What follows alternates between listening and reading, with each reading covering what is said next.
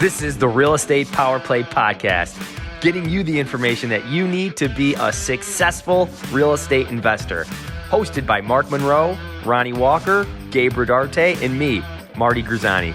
Combined, we've done thousands of real estate transactions. So get ready for real stories and true case studies on finding deals, growing portfolios, and making money. Welcome to the show.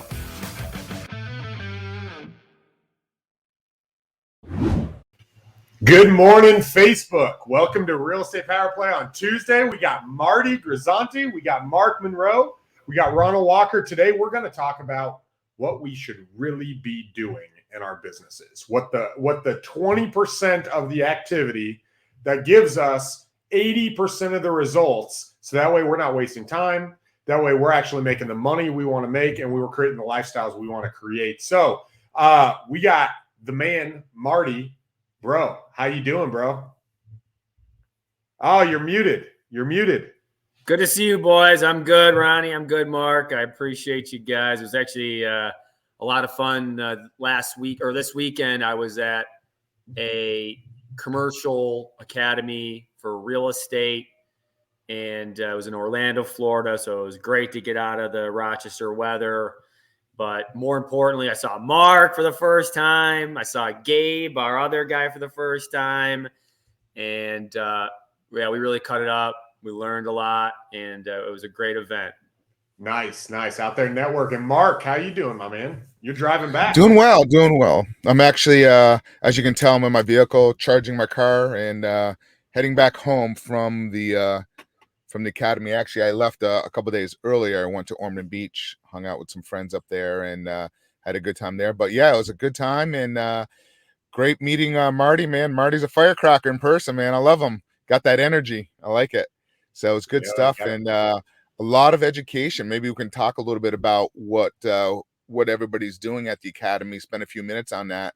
It was very informative, and but overall, great. How about you, Ronnie? It looks like you're doing something in your place. Yeah, things are going great on my end. We're focusing on the single family. As far as my house, sorry, it's dark. I'm actually we're doing some construction in my office here, building it out. It's going to look super sweet when it's done, but we're about 3/4 of the way there. So my lighting and stuff is a little off, but we're rebuilding the studio and a work area and all kinds of stuff. So why don't you kick us off, Marty? Give us some of the hot tips, bro, from this last week before we jump into talking about the 20% of the stuff we should be focusing on. Well, it's actually going to play in perfectly, I think, to the 80-20 rule, which is what we're going to talk about today, and why that's so important for business. Because, part of the things that Matt and I we looked at when we were at this conference, because I was talking to my partner Matt, he wasn't able to make it, but I was talking on the phone. It was, 80% of our headaches are coming from 20% of our portfolio. And that for us is, hey, is there a way where we can maybe sell some of these single family houses, which are at the top of the market right now, and put that into something that's going to be more effective and something that's going to be longer term, more successful for us. So it was really good. I mean, the high level of that event was that, for me, it was, hey, although retail is shaky right now, that might be good opportunities for us, right? That might be an opportunity because people are not talking about retail as much. The other opportunity was just the networking itself, talking to people that are doing the mobile home parks like we are and talking about some of the other strategies they're using. So really, really cool event. And I was very much grateful that I was able to attend. That's awesome, man. That's awesome. Mark, what about you, man? What were some key takeaways you had? Yeah, it was great. One of the biggest key takeaways is like all these commercial guys, they're pretty much liquidating all their assets. They're just liquidating everything they see. In some classes, like the retail sector and the hospitality sector, they're already seeing a high default rate on those classes. So that was a pretty much interesting key takeaway in how they're looking at it, and they're just liquidating, putting the cash, holding the cash, and then as everything starts to default, they're just going to go in there and start scooping them up like for 10, 20, 30 cents on the dollar. That was a pretty interesting key takeaway. But They're still full force in the multifamily because there's a shortage of inventory.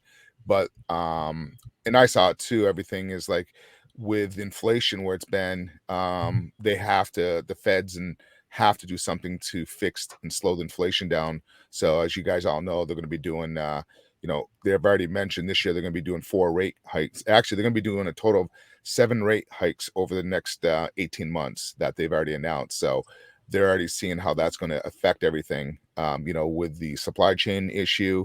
It's just the recipe is about there to happen. So they're all liquidating. So, but the residential, it's still there. If you're doing fix and flips, just be very cautious of, your exit strategies. Look at it.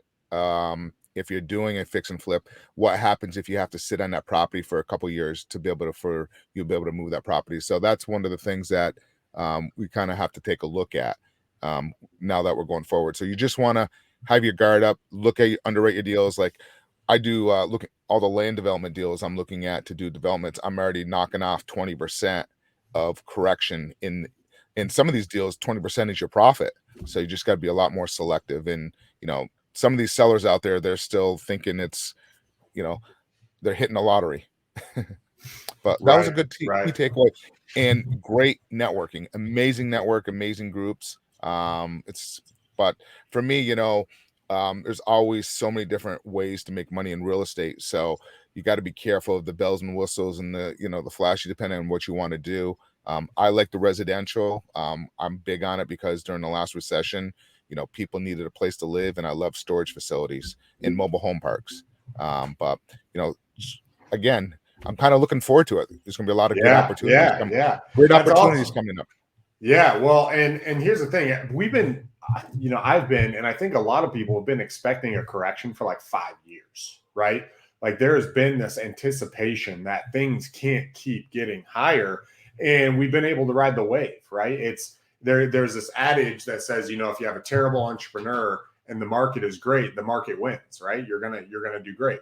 If you have a great entrepreneur in a terrible market, the market's going to win, right? You're going to get wiped out. And so really having a plan for whatever that correction looks like, I think is key for those looking forward, and not getting shiny object syndrome, but really saying, okay, what am I focusing on? What am I going to do? And what's the work that I need to do? So again, we want to jump into what that work is, right? With what is the work that we should focus on in the real estate game. So Marty, you've been to this conference, you're gearing up for probably one of your biggest years yet here in 2022. I know that you're slamming the phone. We've talked about cold calling. We've talked about sales.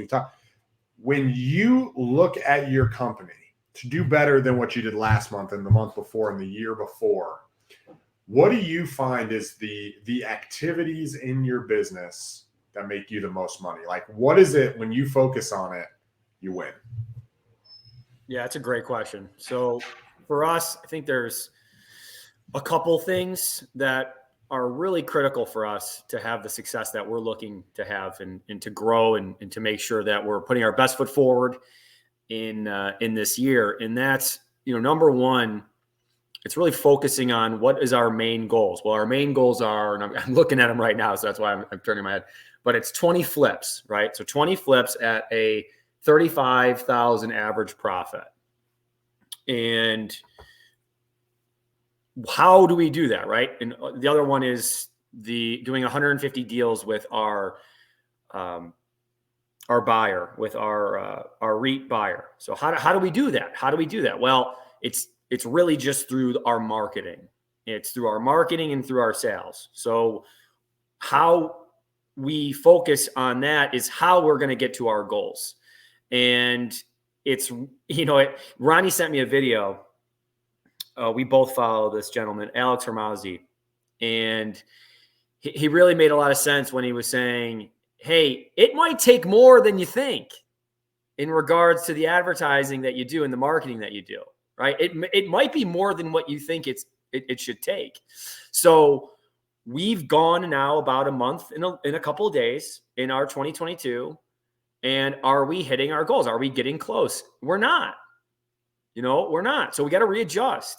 And that might be we need to be doing a better job on our marketing, spending more marketing, but it might also be cutting some of the stuff that's not working for us currently, that hasn't worked for a little while.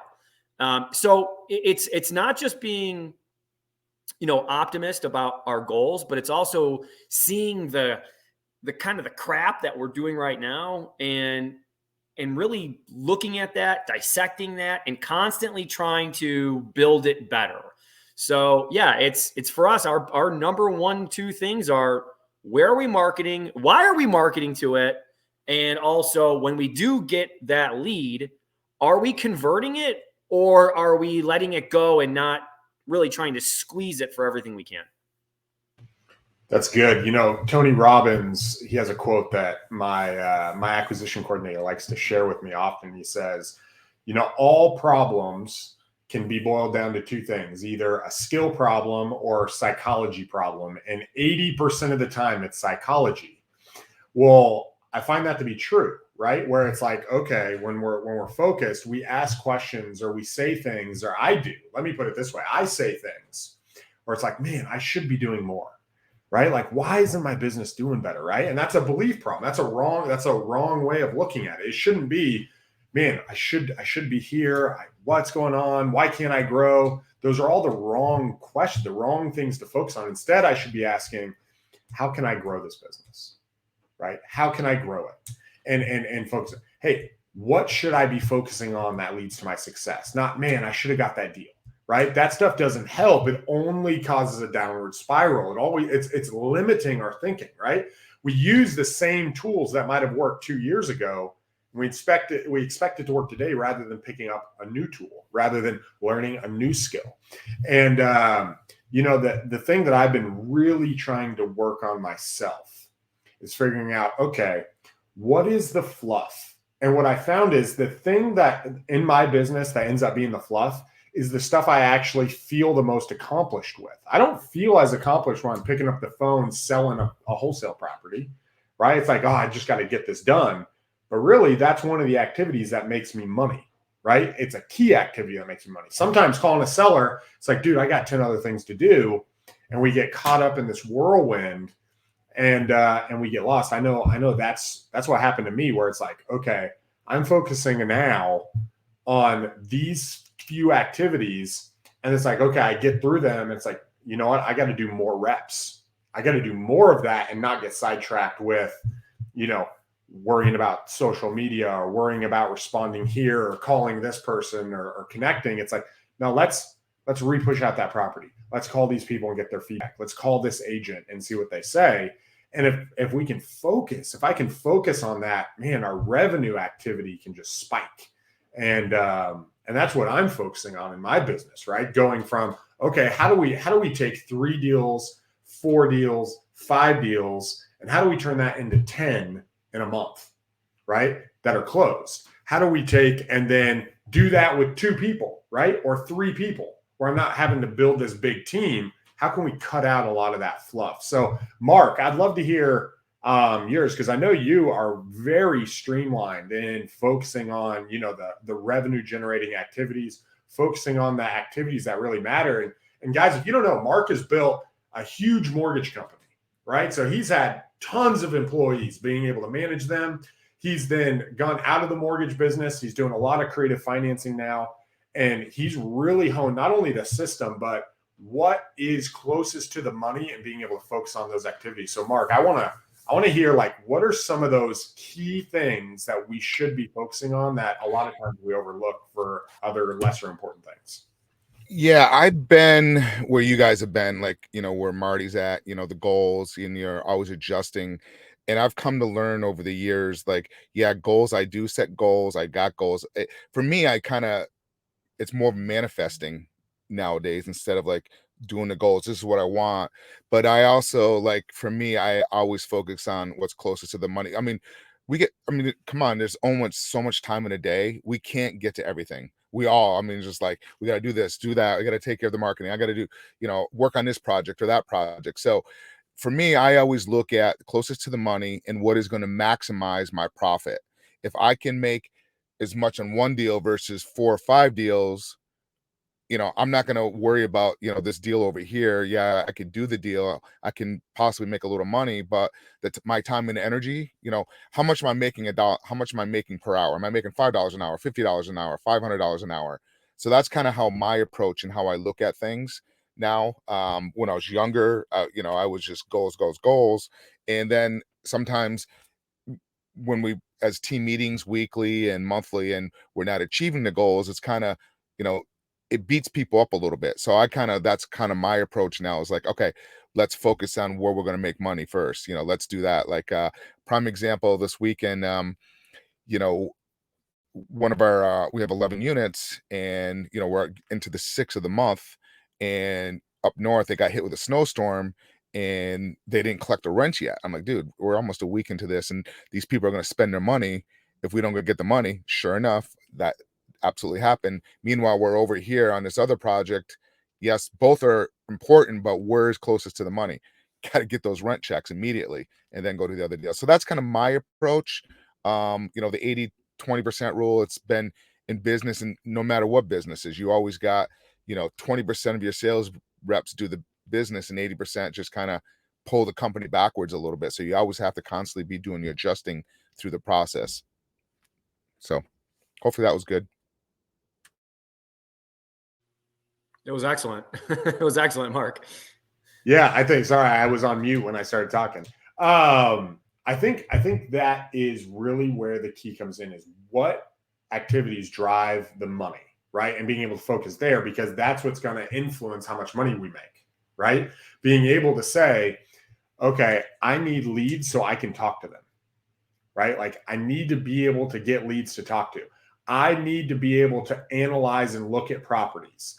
And then asking, what is the main activity in our business that makes us money? And if you're a single family, specifically a wholesaler, that main activity is making an offer on somebody's home, right? Like, the more times we can make an offer, and I'm not talking about, I really struggled with this. Actually, this last week, I got into a big debate for about 2 hours with one of my guys. And the debate was, look, I don't want you to just throw out offers. Right? I'm not a subscriber to just send out written offers. I am not a subscriber to that. What I am a subscriber of is have a conversation that by the end of that conversation, that you are making a verbal offer and they're accepting it verbally, and you guys are on the same page. So the paperwork is only a formality. But so that's how we work. That is like my process, is we talk to people, we get verbal, we come to an agreement, and the paperwork is just a formality of the agreement we've talked about. However, if in my business, I never come to a spot where I say, hey, I'm willing to buy your property for $122,000, I'm not going to make any money. And so in my business, that is the core element of what we're focusing on, is what conversations and what offers can I make, and how many should I be coming to a week? And that's going to influence, okay, who should I be marketing to? What people am I marketing to that are getting me to this conversation? In the priority of conversations, right? Hey, I could either do new cold call or new lead conversations, or I could call my follow-ups who are expecting me to get close to an offer. We're switching that priority and saying, we're talking to the people who are most likely to give us a yes on an offer. And so that's what we're focusing on, is really, what are the conversations? Are they motivated? Can we help them? And if so, if they're motivated and we can help them and they really want to sell, that's where we're focusing. And then if we focus there, then on the flip side, we can turn around, and if we're wholesaling it, call the buyers and say, hey guys, here's the inventory.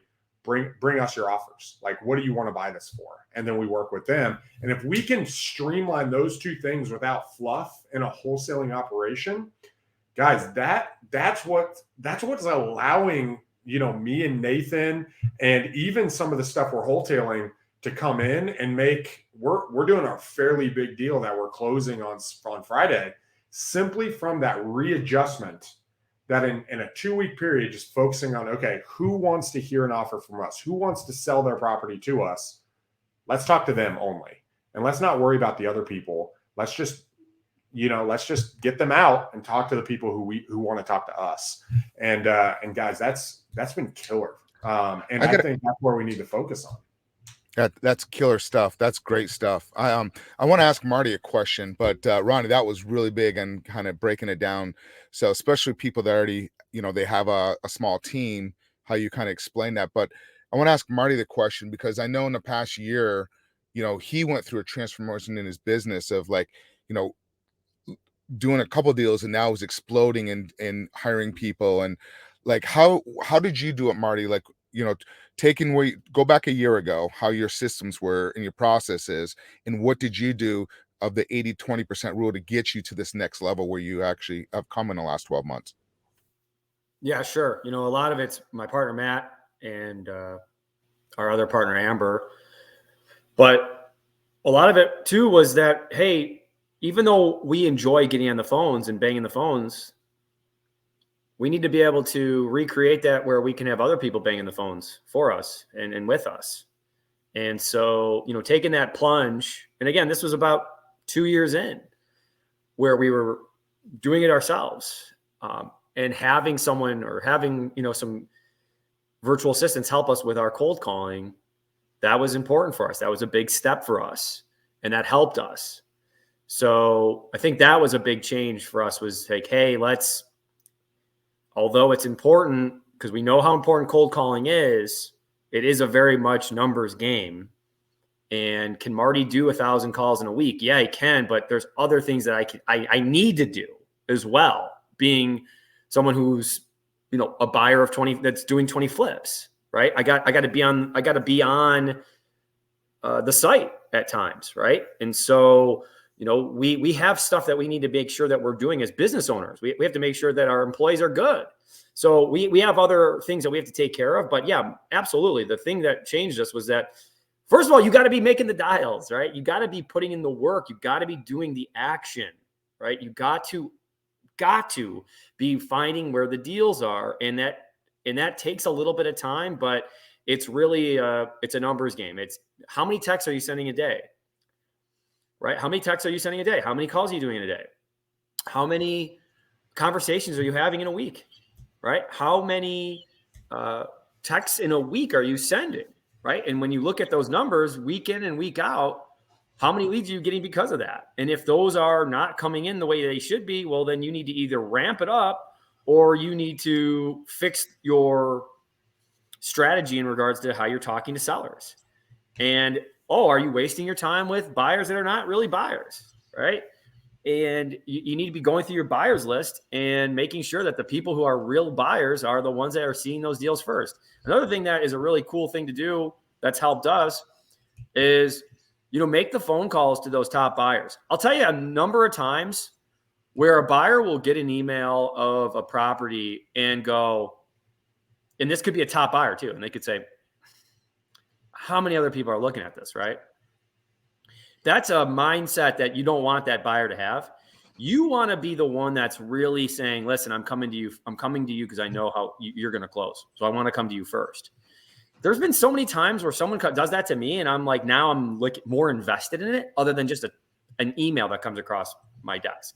So taking little things, it's a small little action, but it could be a big help for you. Like if you're getting something, if you have a really good buyer, make sure that they know about it first instead of just throwing it out there for everyone to see. Buyers know that. They're like, I guess I'm just chopped liver, so to speak. So try to take care of your top buyers because for us, our best buyers are buying 80% of our deals. So why am I sending it to everybody when the 20% of my buyers are buying 80% of my deals? I want my top dogs to know about them first. Dude, I really like that. I think that not only do you want them to know about it, but you touched on the thing of activity, right? Like the activity that you're doing, the 1,000 calls a week. And the buyers, reach out to that one buyer, but don't just expect one phone call to get it done. And I think that's the other thing, that a lot of us underestimate the amount of work it takes to make money. I actually just put that quote on my Facebook. And And what that means is like Marty's saying, hey, I'm doing $1,000 a week. The question is, people behind, watching this, how many dollars are you doing a week? Well, my cold callers were doing $1 million a week, right? Like 1,000. And it's like, oh, that's a lot. That's why we're getting 40 leads a day. Okay, well, let's scale that back because maybe that might be a little much. And let's focus on a very niche market and see if we can change that number so I don't have to spend so much. Well, we did that and we were able to cut it back down from a cold call perspective. We were able to cut that in half, cut our leads in half, and our contracts went up simply by focusing on a different motivation and a different type of person.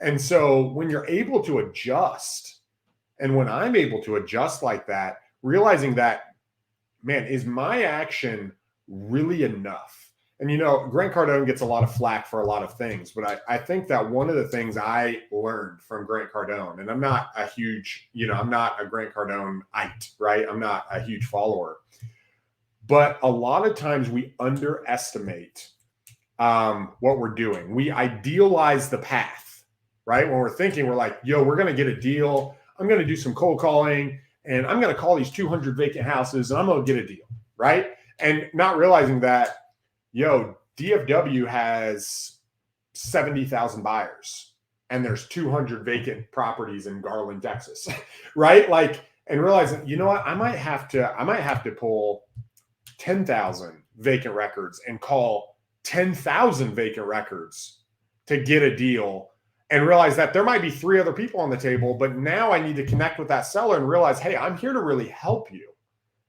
And then you connect. And if your skill is low, if you're new, if your skill is low, you're going to have to do more activity. You're going to have to put more time in. If your skill is higher, your time is going to decrease simply because you're better, right? And this is what I'm realizing is, hey, there's a lot of guys out there. There's a lot of guys who are new. There's a lot of guys who are experienced. There's people who are really good at connecting with sellers. There's people who are really good at working the wholesaler game. And the question is, okay, where are you making your money? And how can you take care of your clients? And then how can you repeat that activity over and over and over and over again, probably 2 to 4 to 5 times more than you think you need to. And that's what I'm realizing in my business to get to, hey, if we want to get to, the goals that we have, which I'm not going to share here, but the goals that we have, it's going to take a different mindset. It's going to take a different set of beliefs. It's going to take a different set of core skills. And that's where I think we really need to analyze ourselves and ask, okay, are we doing the work that matches our goals? And are we growing as individuals? And so, Marty, or Mark, do you have something? No, I was going to say maybe we can take the topic a little bit towards like new people, because we're talking about our businesses, about us. What can we give back to some of the people starting out in the business? Maybe like a 20, what's 80-20? Because a lot of these people may be doing a 9-to-5 job. And Ronnie, I'll ask you this question. If somebody's working full time and they want to get into this, what is that out of that 20%, what should they be focusing on to be able to get into real estate and kind of start the process? Yeah. So if you're getting into real estate, that's a great question, Mark. If you're getting into real estate and you guys want to get started, this is where you focus. Okay. You go and you find out where your list is going to be pulled. You start with your list and then you hit the most motivated of individuals. Okay. There's 2 places: vacant properties, and 2, you want to hit tax delinquents that are absentee owned. I would pull those lists from your city. I would grab your city. I'd pull those lists. I'd make sure that they're absentee owned. So you're talking to somebody who has either a vacant property that's not living there. And if you really want to make it, if you want to narrow it down even more, make sure they've owned it for at least 5 years. If you make sure they own it for 5 years, pull that list in your local city. From the time you pull that list, go into a text dialer and just text them. You'll immediately get responses. Okay. It doesn't really matter what the dialer is. There's different ones out there that you can do text messaging from. Send a text to all of them and then go back through and say, okay, I'm going to go to a nearby city and pull that city and do the same thing. And focus on sending those text messages and then working those responses. If you work those responses first, those are the people who are going to be most likely willing to sell. Now, other people might be hitting them too, right? But a lot of times that people forget is selling a house is often a timing issue. It's not so much a yes, I'm willing, no, I'm not, even though that's what people say. They just might not be selling today. They might be selling next month. They might not be ready. And so as you hit them and then you hit them again, be tactful about it. Don't hit them right away. But as you focus on that, you're going to get responses. Then negotiate on the property. Know that your solution is you've got to have conviction, right? Sales techniques are only 10% of the process.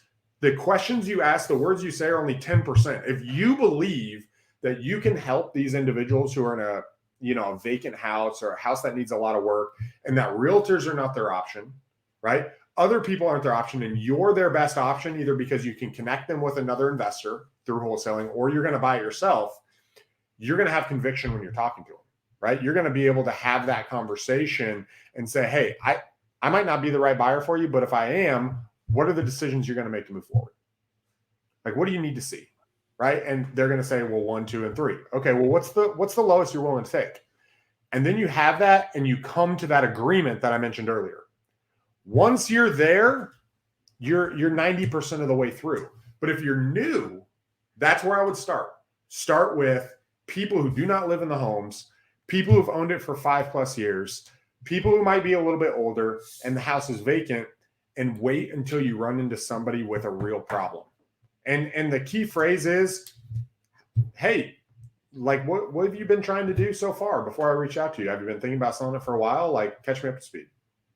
And if you do that, people will just open up and they'll either say, nah, I don't really want to sell. Or they'll say, no, this is what I'm trying to do, blah, blah, blah. I'm living here. We're buying one right now. She's like, I'm living in this one. I want to sell this. I've got some kids and my husband left. And it's like, boom, there's a problem.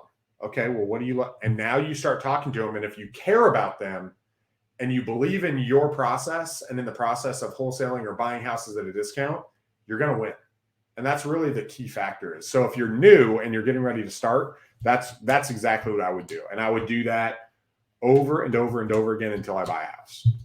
I would, for anyone that's listening to this, that's new, I would go back and re-listen to that, right? I would re-listen to that a few times because those are real solid nuggets for brand new or even seasoned investors that are like, I'm a little stuck right now and I want to get it going again. Yeah, that's awesome, Ronnie. And, another way that I think newer investors can get involved if they are, working, a 9 to 5, whatever, is start to network with who you believe you want to emulate as investors. Hey, I really want to be like XYZ, or I want to do what XYZ is doing. Well, start to try to follow what they're doing, and they'll drop hints on what they probably need help with, right? So if you went and you saw Ronnie Walker and you want to do what Ronnie Walker's doing, well, check out Ronnie Walker's Instagram. Maybe he doesn't really have a lot going on there, and maybe you're really good at video editing, and you could say, Ronnie, I see that you only got like a couple videos that you post on here. Like, how about I do this? If I did a bunch of videos for you, would you be willing to, help me a little bit in regards to getting me started with investing? He may say no, but he might say yes. And so those are really key things, guys. Like, try to figure out what you're good at. Like, if you're really good at running numbers, and say, hey, is there any deals that you're just not sure about where you don't have the time to get to them? Maybe I could help you run the numbers on those and then give you a real idea of what you could offer. Again, maybe they'll say no, right? But come up with solutions instead of problems. A lot of times new investors come with problems, and he'll tell you the problem. The problem is, hey, I want to do what you're doing. How do I do it? That's a problem for me. I don't want to solve that problem for you. What I would love to do is you come up to me and go, hey, Marty, I know you really love this podcast that you're doing, and I'm really good at video editing, and I can post this stuff for you on TikTok and blah, blah, blah. But would you be willing to would you be willing to help me talk to sellers? Yeah, hell yeah. Let's go, man. Yep, let's get it going. So try to figure out what they're not doing right. And that's thinking outside the box sometimes to find out what that person you emulate is not doing, and offer them a solution and offer them a benefit. And they may be willing to work with you. Dude, that was amazing. I love that. And guys, the more value that we bring, there was a quote I ran into that says, most people suck at what they do, but they think they're really good. Right. And if you're not where you want to be, it's because, and someone else is where you want to be, it's because they're better at something, right? They're better at what you want to do. Like if I'm better and I have more going on in real estate than another person, it's that I might be doing it longer. I might have a strategy that's different. Doesn't make me inherently a better person, right? It doesn't mean that you suck, or it might mean that you suck, right? And you need to get better. And it just straight up might. If I'm looking at so-and-so who has 30, 40, 100,000 followers on social, and I look at it's like, dude, they're better at the game than I am, right? And that's okay. And just realizing, okay, well, how can I emulate that? How can I replicate that if that's what I want? Or I might not want that. I might want something else that I'm building over here that's different. And so I think that when I'm focusing on my business, I sit back and I say, okay, what do I want? Who's really good at it? And how can I model that? How can I replicate that behavior?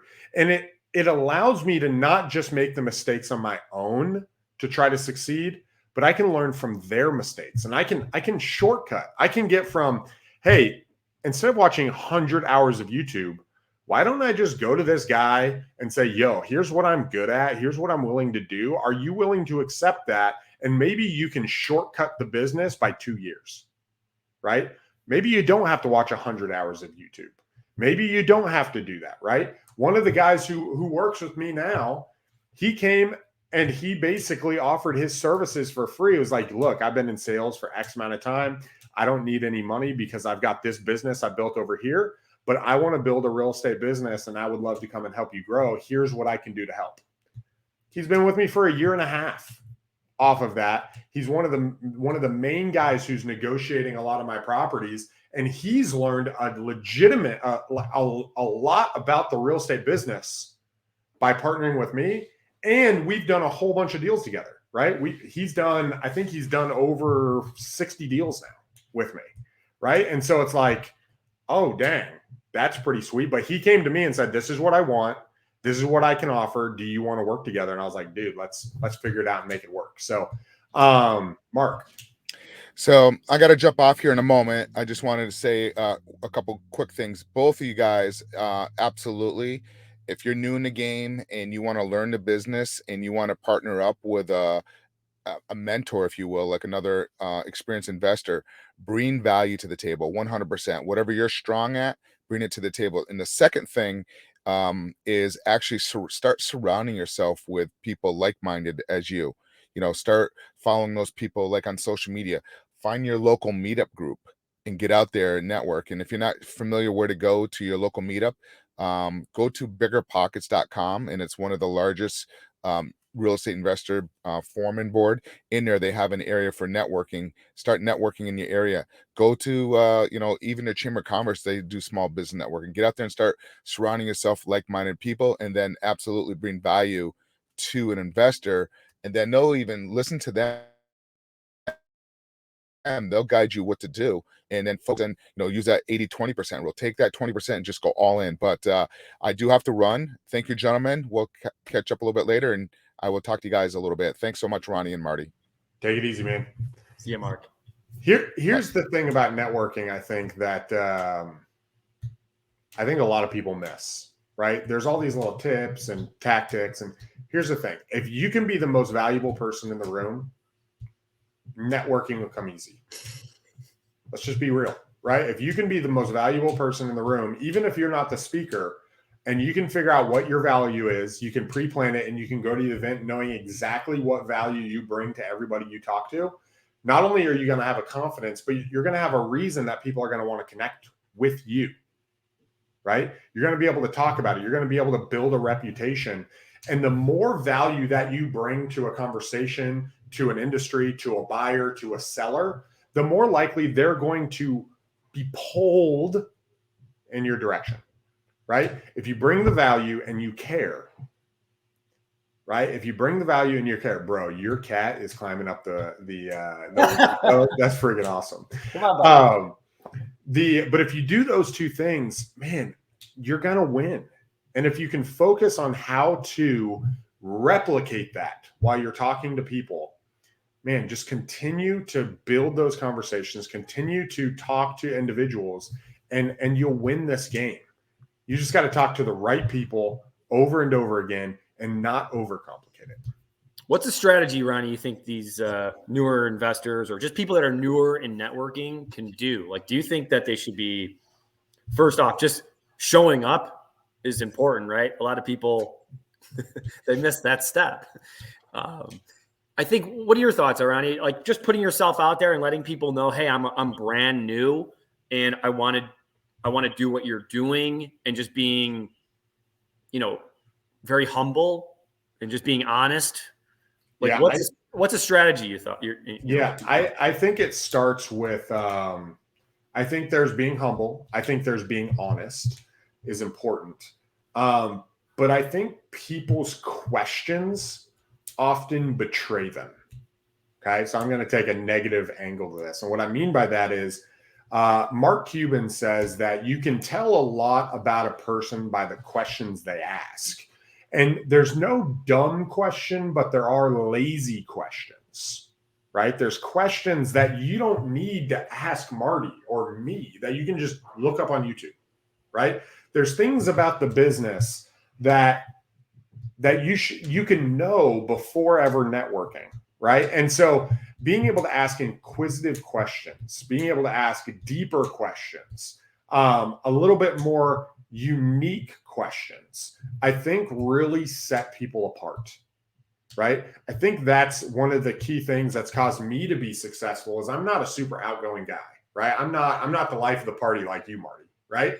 But what I am is I want to know, right? I'm genuinely curious and I'm asking deeper questions. I met with an investor 2 weeks ago. I had fish and chips with him and we sat down and I knew a ton about him, right? I've talked to him, I think, twice on the phone before. I looked up a lot of his old projects. I've looked at what he's done. I looked at how long he's been in the business. I looked at his team and who works with him, his real estate agent. I knew a lot about him before we were ever there. So much so, I brought him a book on politics that I knew that him and his wife would like. I brought that, right? Something they'd be interested in. And in the middle of the conversation, I was like, oh, I'm glad you brought that up. I actually brought you a book about it, right? And I brought it to him. But when you do that, when you're networking, it shows that you are paying attention. It shows that you care, and it shows that you're a person of value who's not just trying to take, right? But you're trying to give. You're trying to, hey, I'm here to see you win as well, and I care about what you're doing.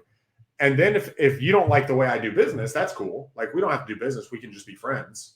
Or it's like, you know what? I like how you're doing business. Let's work more together and figure that out. And so I think being prepared. There's a book I'd recommend that talks a little bit about this, but the book's called The Art of Witty Banter by Patrick King. He's actually a comedian.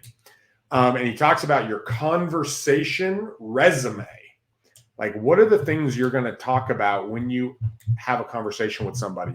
And if you can pre-plan those, if you can know the stories you're going to share, if you can know the ways to be a little bit witty, if you can know how to connect and ask questions, you can stand out, especially when you're networking, right? People want to know that you're not just vanilla. 90% of conversations go the same way. Isn't that crazy? Hey, how's it going? Blah, blah, blah, XYZ. But if you break it and you're like, man, what do you really think about the difference between focus and being open-minded? People are like, what? It's like, yeah, man, I the other day I was thinking about it in my business. I decided that I wanted to be a little bit more closed-minded and a little bit more focused, because I found I have shiny object syndrome. And as I got focused, I realized that I was neglecting the people in my company. So I got focused on really building relationships and adding value to them. And now my star acquisition dude is freaking killing it, simply because I recommended some growth to him. I recommended some YouTube videos. I mean, how do you deal with that? How do you deal with being open-minded? And then all of a sudden they're like, dude, what are you even freaking talking about? And then you connect, and now you guys have created a bond, right? And all that's true, what I just shared. Like everything in that statement is true. But if you can replicate that when you're networking, man, you'll create some powerful I mean, that's how me and you became friends, Marty, right? Just being able to sit down and have deep conversations about what we're trying to accomplish and being like, man, you challenged me. You're like, dude, why the freaking heck do you care so much? Right? And I'm like, dude, that's really good. And being able to do that when you're networking really sets you apart. What about you? When you're networking or when you're talking to a seller, like what are some tactical things, you know, that you think are just power moves? Ronnie, man, that's good stuff, because I think a lot of really good salespeople, they forget to give the answers because they do it naturally or they've always done it that way. So they forget like, oh, yeah, of course you do it, right? And people go, no, I don't do that. It's like, what? It's like, of course you do the research before you meet somebody that you want to talk to. Like, of course you're going to know a bunch about them before you go talk to them. And people don't do it. And it's understandable. You don't know what you don't know. But guys, that's so important, man. And that's why I choose to talk to some people and I choose not to talk to some people. Because if they know something about me, like, hey, I saw the flip you did at XYZ Street. It looked really good. Why did you pick that? Oh, by the way, like, so when you're talking, so boom, you already know something about me. So I'm like interested now, right? Guys, people have egos. They want to know that you know. They want to. They don't care how much you know, or they want to know that you care about them, right? Like that's just ego. It's just what it is, right? And everybody likes to hear stories about themselves. Like, wow, you knew about that? That's crazy. So that's such an important tip. If you're talking to somebody that you want to emulate, really know a lot about them. Try to know as much as you can. And you can know a lot about somebody by just Googling their name, right? You could Google my name and see, hey, wrestler or, whatever, rugby player, Lemoyne. You could see the flips. You could see the podcast. And if you don't bring that stuff up and you're like, well, I don't really know much about you. And it's like, okay. So anyways, beautiful idea and do that. But that's also parlays into why and how to talk to sellers. Know a little bit about the seller. Like if you're looking at a property and you might not know anything about the seller, I guess, but if you know something about the property, hey, I know that's right by the Hilton School District. I went to Hilton. Oh my God, it's really close to where we used to play soccer. Did you have kids that went to Hilton? Yeah, he graduated 08. I graduated 07. Oh my God. Now we're friends, right? And that's very quick. And it is a skill. It's something you got to work on. How do you work on it, Ronnie? Well, you work on it through repetition and you get the reps in. It's not going to be a great phone call every time you talk to a seller. They're not always going to want to do that. But the ones that do, then you need to capitalize because they're there for that. So the ones that are willing to give you something, Ronnie, right? I mean, what are your thoughts on that? I'm 100% agreeing with the people that are giving you pushback. You don't even want to talk to them when it comes to a seller. You're only guys. I wrote out a simple, a simple framework. Okay. Like we need to believe. I did this. I didn't write this out. I actually had my guy write it out. So I'm not going to take credit. He did a freaking great job. He said, basically, this is what he wrote out. All right. I'll read it to you. He said, prospects buy and sell based on how understood they feel. Okay. Sales is a conversation between someone who cares and someone they can help. Right? The seller needs to trust that you genuinely care about their problem more than they do. The person that cares the most about the seller makes the sale. And like, this is exactly what we wrote for our team. And that's what it comes down to. Ronnie, one more time. Well, all of them? Please. Prospects buy and sell based on how understood they feel. Sales is a conversation between someone who cares and someone they can help. So I'm the sales guy. I care about you and I can help you. And that's conviction, Ronnie. So when people talk about conviction, when people say, hey, conviction, you got to have conviction, that's what conviction means. 100%. When I'm saying, here's how you know you're having conviction, for me anyways, and for people who might be a little bit more amped up, you might be pounding your fist on the table a little bit, right? Yeah. Like imagine just doing that, just a little bit of a rock and you're pounding the fist on the knee. You know, like, hey, this matters to me. Hey, Mr. Seller, I want to help you. Yeah. Right. And that comes across, that's conviction. And here's how I'm going to do it. Right here. This is what I want to do. I want to help you. And here's how I'm going to do it. I want to buy your house. And here's how I'm going to do it because I know this is what's going on for you. So here's what I'm going to do. And here's how I'm going to do it. That's conviction, guys. 100%. Well, and being able to not only clarify why you're with them. Hey, why are you thinking about selling? Like, what's going on? Like, hey, I'm looking to buy houses. I don't know if I'm a fit for you, but what are you thinking? You clarify it. Then as soon as you find out what the problem is, you want to be able to bring it out. So you're having a hard time deciding what property to stay in, either this one or the other one that you have free and clear. Okay, how are you thinking about that? Do you want the free and clear property or do you want this one? Do you want large cash in your bank or just to get rid of a payment? Like where are you at, right? Man, that sounds like a really hard thing to do. Like how have you, right? And now you're caring about what they're thinking about. Okay, well, let's walk through this, right? What does that look like?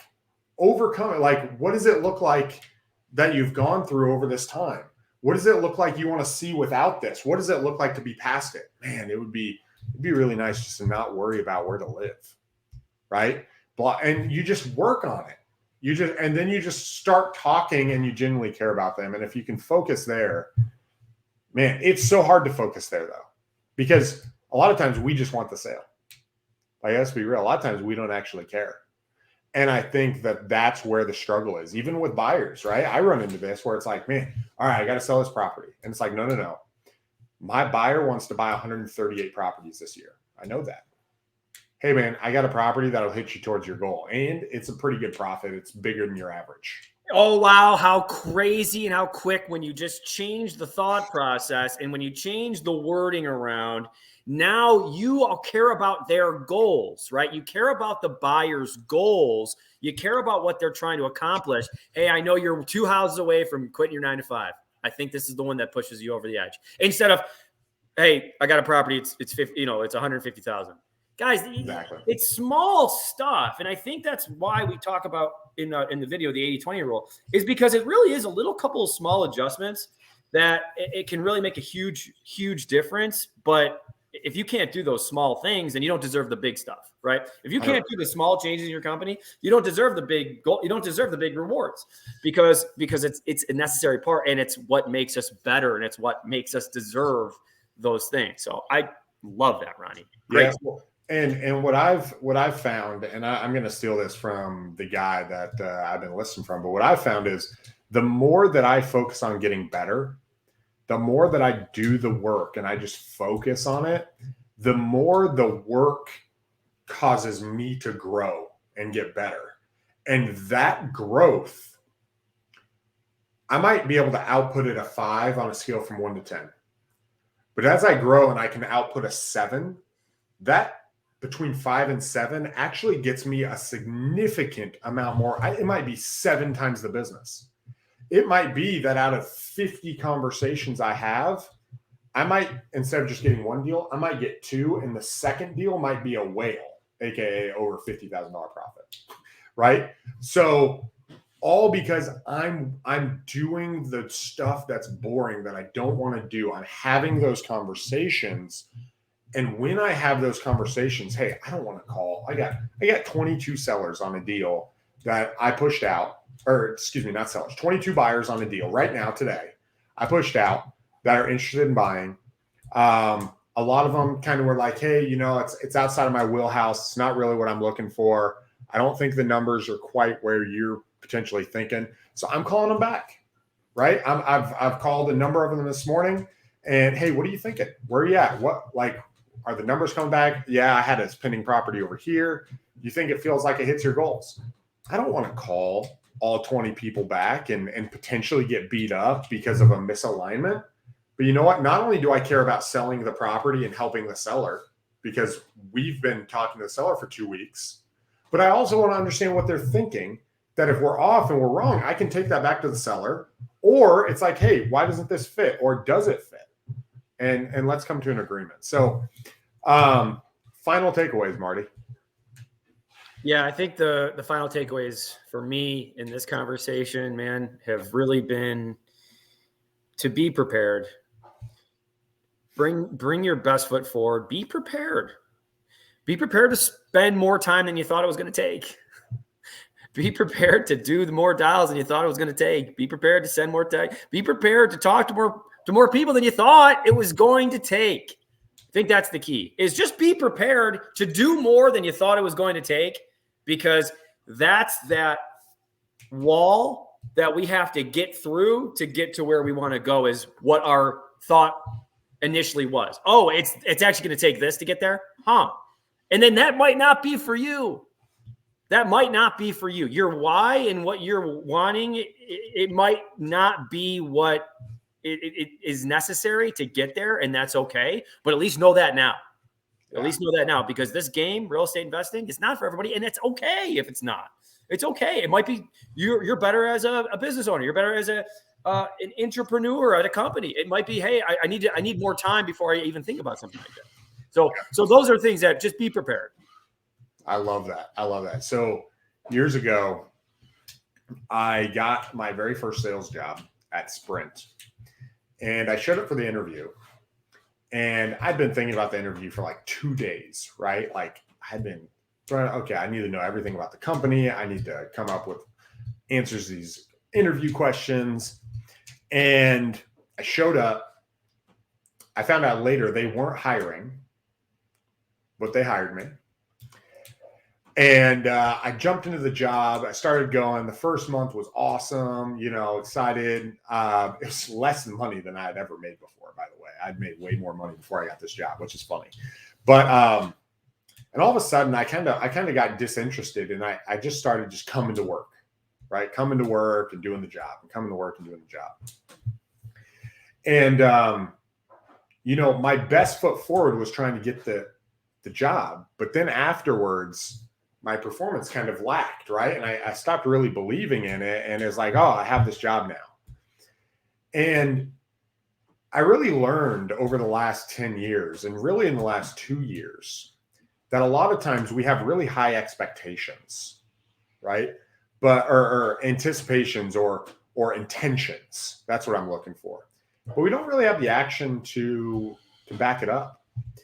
And I decided about 2 years ago that I wanted to be the guy who showed up as if I was coming to that interview, but I wanted to not have the interview be the very best Ronnie. I wanted to have the very best Ronnie show up daily, right? I wanted to be able to come through for my wife, for my kids, for my business, for my employees. And guys, that's really, really hard. For my extended family, for conflict that people have, I wanted to be the guy who comes through. And that takes not just preparing for that interview like I did at Sprint 10 years ago, that one day, but what if you prepared for every single encounter that same way? Now, I'm not saying I'm perfect at this. By the way, I fail often, but that's what I aspire to. And I think if we, Marty, and mainly between us, I think if me and you can aspire to that, I think people will feel it, bro. I think people will feel it, and they will want to work with us. And the guys who are watching, they'll want to work with you too. Because people don't do that. People show up in their pajamas. People get up at 11 a.m. People sleep in. People don't read, right? People are vegging out on TV. If we can just be just a little bit better, that little bit better can give us a 7 or 10x. And really being hard on ourselves of, you know what, I want to be that person, and choosing to be that. So that's really what I got out of the conversation is, man, I want to be more committed to that. So I love it. All right, guys. Well, we come here every Tuesday, Marty, thank you for your time. Everyone Thanks, else, Ronnie. thank you guys for watching. We really appreciate you guys interacting and watching with us. Until next Tuesday, peace. This has been another episode of Real Estate Power Play, guiding real estate entrepreneurs to a brighter future. If you liked what you heard, consider subscribing wherever you listen to your podcast or follow us on YouTube at Real Estate Power Play.